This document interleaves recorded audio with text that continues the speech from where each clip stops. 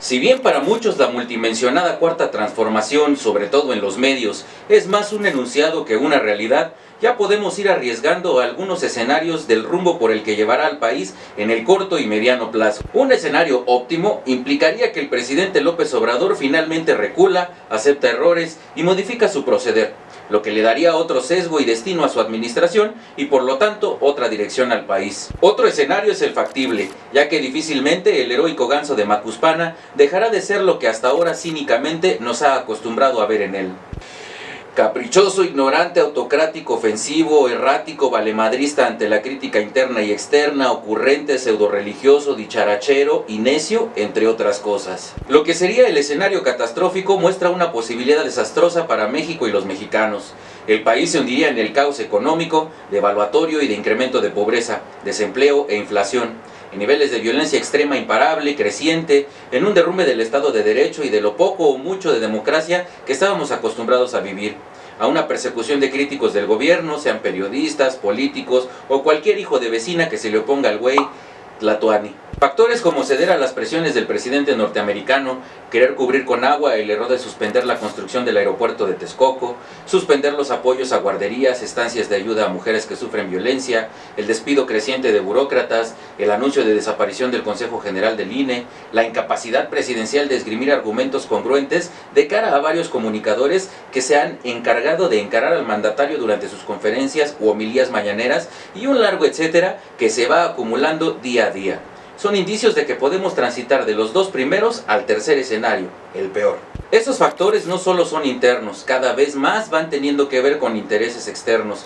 Por cierto, no solo del presidente Trump, recordemos el cúmulo de demandas de particulares y de grupos económicos, al menos relacionados con la suspensión de la edificación del aeropuerto de Texcoco, así como del entorno financiero que perciben a México cercano a una guerra comercial y a un debilitamiento económico motivado por la baja de calificación de Fitch y Moody's, que colocan como bonos chatarra la deuda de Pemex, el encarecimiento del servicio de la deuda, un mayor tipo de cambio, mayores tasas de interés, lo que podría llevar a la quiebra a empresas e incrementar aún más el desempleo.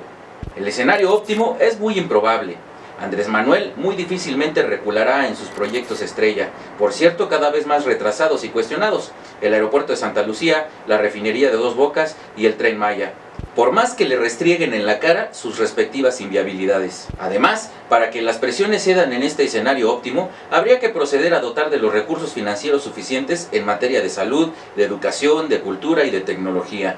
La atención a las clases medias se daría sin más tardanza, pues son las más golpeadas permanentemente y ahora materia de crítica y descontento contra el régimen. Sería preciso también que el presidente deje ya de atacar reiteradamente a la prensa crítica, abandonar su costumbre de polarizar y dividir al país, así como de inmediato encabezar la reconciliación nacional. Más todavía, empezaría a meter a la cárcel a personajes nodales de la delincuencia organizada, permitir que se meta a la cárcel a algún expresidente y frenar los ataques, así como chantajes de la CENTE.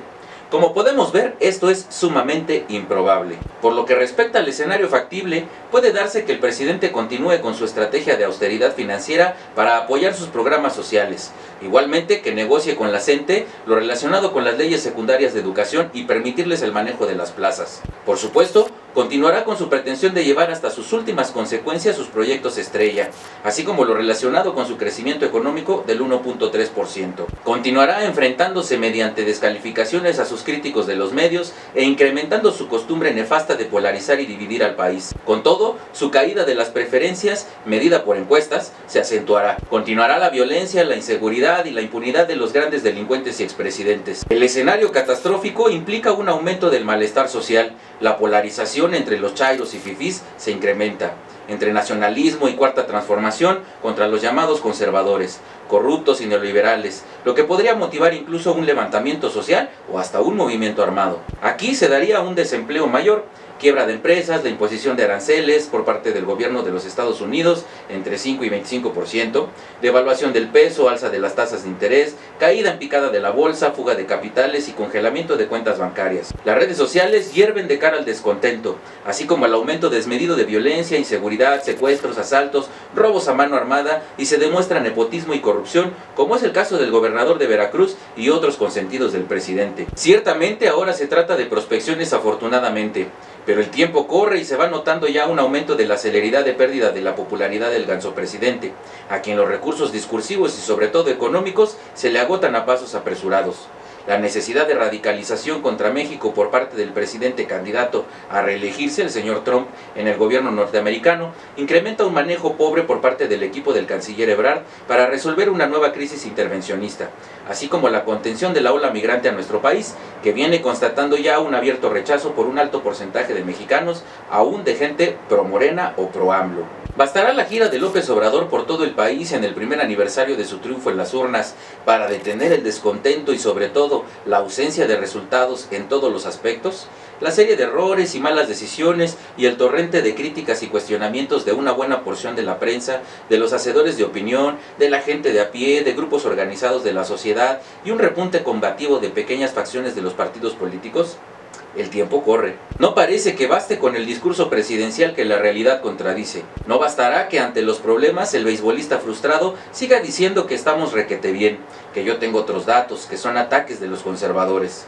La polarización social, el aumento de las tensiones por los problemas no resueltos y por la aparición de nuevos inconformes es una oportunidad para que los partidos democráticos y la ciudadanía crítica logremos integrar una nueva unidad de organizaciones políticas y sociales, que logremos captar la simpatía de los desencantados con propuestas viables para resolver los grandes problemas nacionales y para darle una solución democrática y justa a la crisis de la economía, de la política, de la sociedad. Andrés Manuel afirmó que no tiene mucha ciencia gobernar, implicando que es fácil hacerlo, que la política es aplicar más bien el sentido común. Pues déjeme decirle, señor presidente, que con sus acciones y palabras pone en evidencia que esa idea barata está destruyendo lo que con tanto trabajo ha costado construir y que de lo que carece es precisamente de sentido común. México ha retrocedido en 7 meses lo poco o mucho que se había logrado avanzar en más de 30 años. ¿Será que su cuarta transformación consiste en realidad en destruir todo y comenzar desde cero?